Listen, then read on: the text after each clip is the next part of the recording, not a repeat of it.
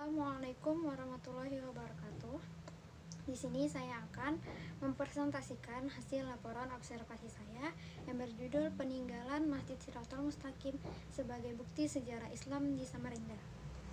Yang pertama, mengenai sejarah masuknya Islam di Kalimantan Timur, yaitu pada tahun 1607 melalui mubalik dari Sumatera yang terlebih dahulu mengislamkan Sulawesi Selatan.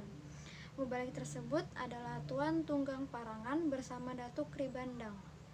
Namun yang memegang peranan penting dalam mengislamkan kerajaan Kutai Kartanegara adalah Tuan Tunggang Parangan, sementara sahabatnya kembali ke tanah Makassar untuk mengembangkan misi Islamnya.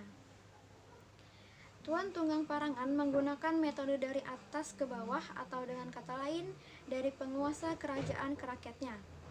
Dengan diterimanya Islam sebagai agama resmi kerajaan oleh Raja Mahkota, maka seluruh rakyatnya juga ikut meninggalkan agama yang diyakini sebelumnya. Atas kesabaran dan keuletannya mengajarkan tentang ajaran Islam, maka lahirlah guru-guru agama dan ulama yang dapat membantu melanjutkan misi dalam mengembangkan Islam di Kutai, khususnya di Kalimantan Timur, melalui pendidikan, perkawinan, perdagangan maupun seni dan kebudayaan. Kota Samarinda sebagai koloni orang Bugis. Cikal bakal kota ini adalah kedatangan migran Bugis dari Kerajaan Wajo, Sulawesi Selatan ke Kerajaan Kutai. Lamohan Daeng Mangkonang, seorang bangsawan Kerajaan Wajo bersama pengikutnya menghadap pada Raja Kutai Kartanegara pada tahun 1668 untuk meminta izin bertempat tinggal pada kerajaan ini. Permintaan migran Bugis ini dikabulkan dengan syarat bersedia membantu kerajaan Kutai. Atas jasa-jasa Lamohan Daeng Mangkonang bersama pengikutnya mengusir bajak laut yang berasal dari Solok, Filipina pada tahun 1672, mereka dianugerahi tanah di Samarinda seberang dengan hak otonom untuk memerintah daerahnya sendiri. Pemberian gelar Pua Ado oleh Raja Kutai Kartanegara kepada Lamohan Daeng Mangkonang selaku pemimpin di Samarinda Seberang. Di bawah kepemimpinannya, Samarinda Seberang mengalami perkembangan yang pesat dari tahun ke tahun dengan kedatangan migran dari berbagai daerah. Pada era kemerdekaan pada tahun 1960 terjadi perubahan struktur pemerintahan di Kalimantan Timur. Peristiwa ini menandai terbentuknya Kota Praja Samarinda terpisah dari Kabupaten Kutai dan penghapusan daerah istimewa Kutai. Sebagai ketuanya ditunjuk Letkol Ngoedio BCHK, yang saat itu juga menjabat sebagai wali kota Kota Praja Samarinda. Rangkap jabatan ini berlangsung sampai tahun 1965, yaitu dalam sidang khusus DPRD peralihan.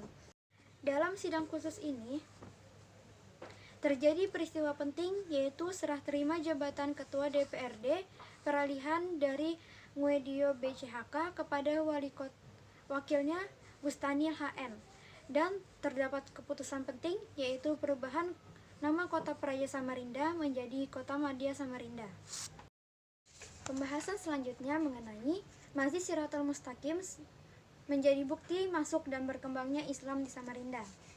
Yang pertama, sejarah berdirinya.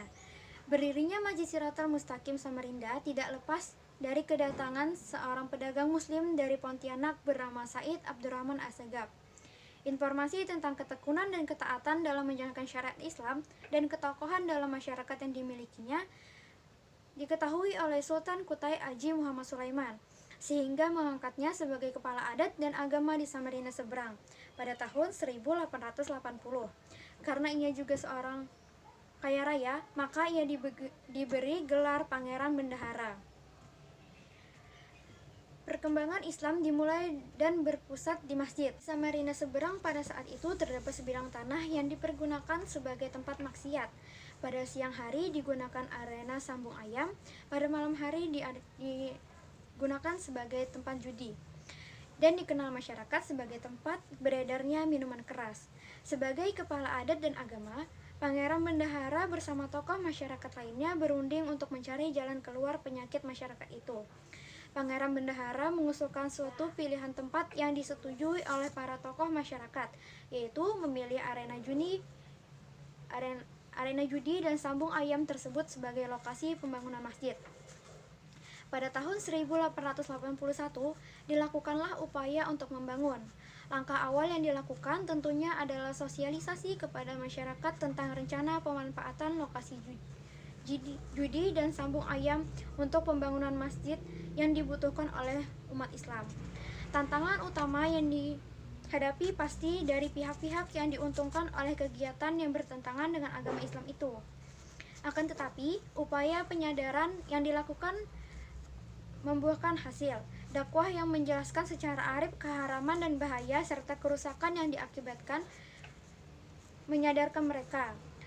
Bahkan mereka ikut berpartisipasi dan bergotong royong dalam pembangunan masjid itu.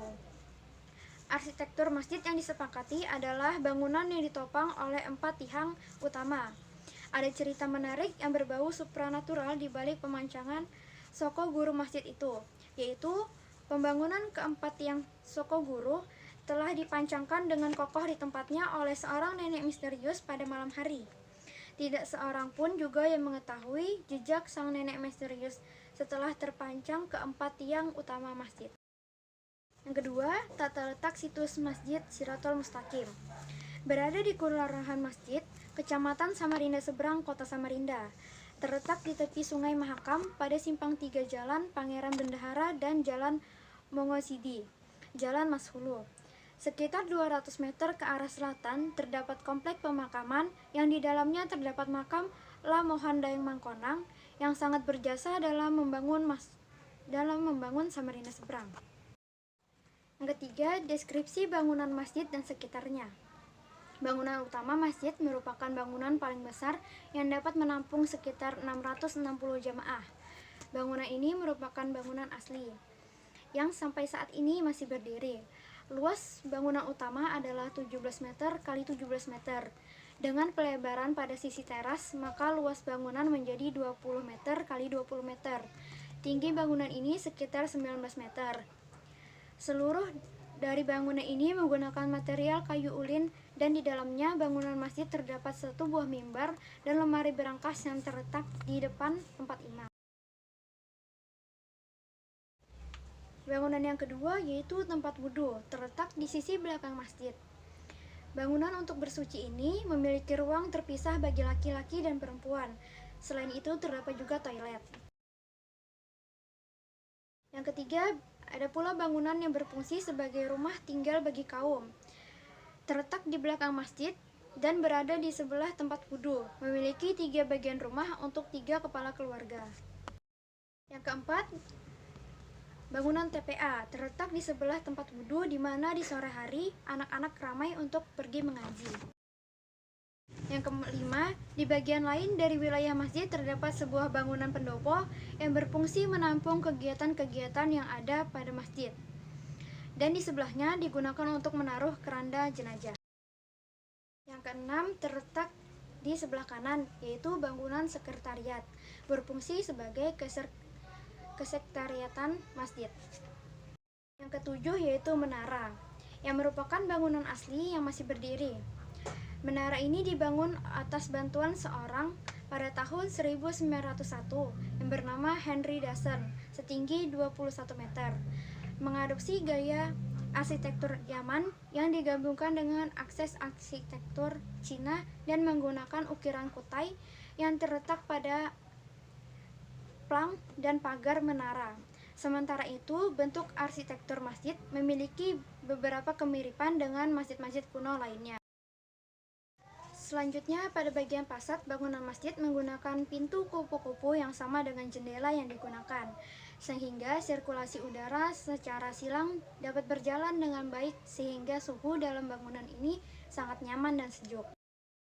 Atap bertingkat-tingkat memberi kesan monumental serta memberi penghawaan yang baik bagi bangunan masjid. Pada tingkat pertama dan kedua, atap berbentuk 5×4, dan pada tingkat ketiga berbentuk prisma segi 4. Atap siring pernah direnovasi total karena faktor usia.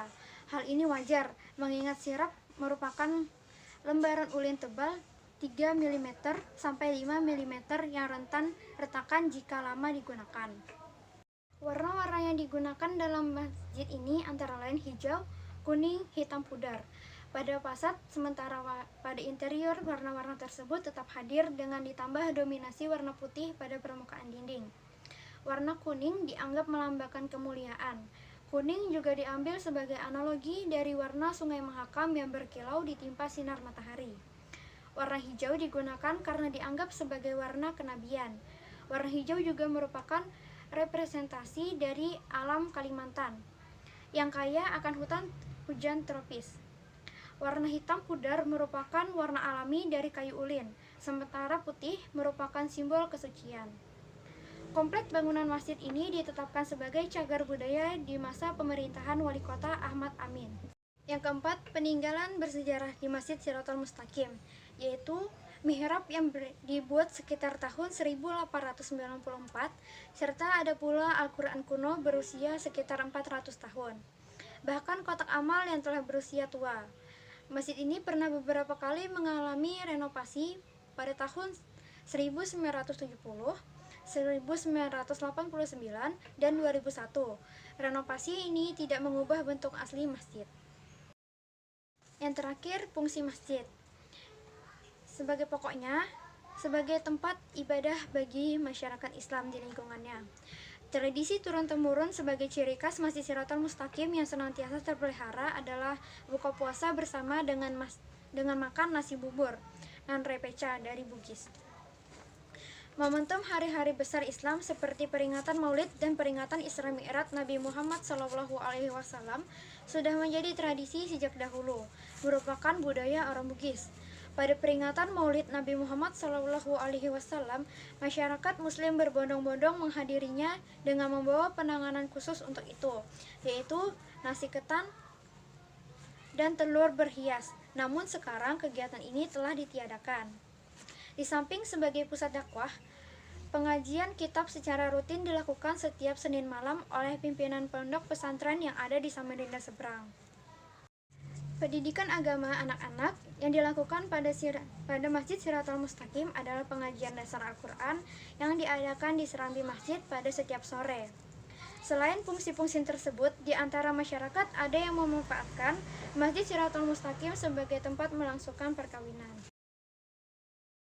Sekian presentasi yang saya bawakan, kurang dan lebihnya saya mohon maaf. Wassalamualaikum warahmatullahi wabarakatuh.